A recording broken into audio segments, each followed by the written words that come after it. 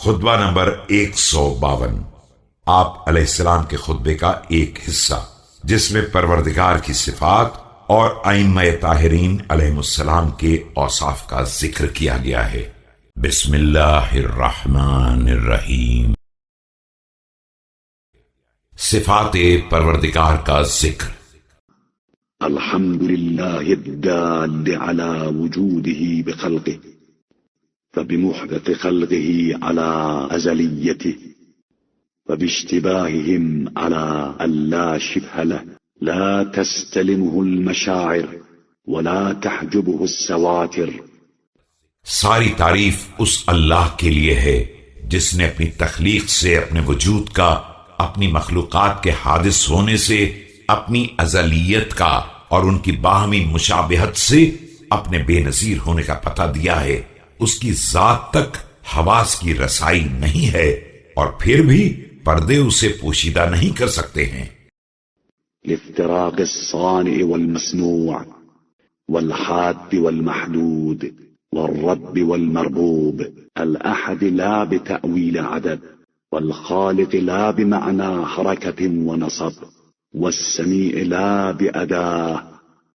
اس لیے کہ مصنوع صانع سے اور حد بندی کرنے والا محدود سے اور پرورش کرنے والا پرورش پانے والے سے بہرحال الگ ہوتا ہے۔ وہ ایک ہے مگر عدد کے اعتبار سے نہیں، وہ خالق ہے مگر حرکت و تاب کے ذریعے نہیں، وہ سمیع ہے لیکن کانوں کے ذریعے نہیں۔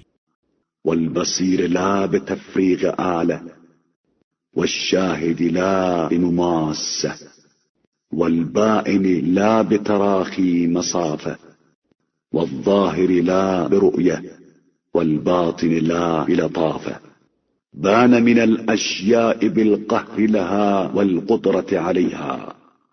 اور وہ بصیر ہے لیکن آنکھیں کھولنے کے ذریعے نہیں، وہ حاضر ہے مگر چھوا نہیں جا سکتا، اور وہ دور ہے لیکن مسافتوں کے اعتبار سے نہیں، وہ ظاہر ہے لیکن دیکھا نہیں جا سکتا، اور وہ باطن ہے لیکن جسم کی لطافت کی بنا پر نہیں، وہ اشیاء سے الگ ہے اپنے قہر و غلبے اور قدرت و اختیار کی بنا پر۔